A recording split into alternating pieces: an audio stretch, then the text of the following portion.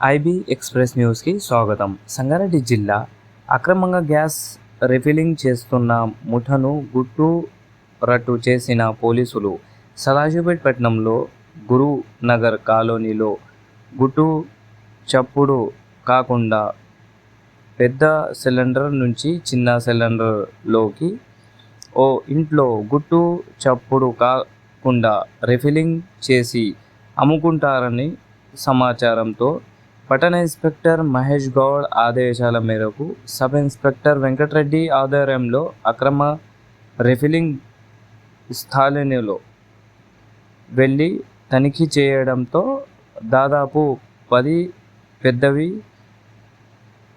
చిన్న సిలిండర్లను సీజ్ చేసి వారిపై కేసు నమోదు చేశారు.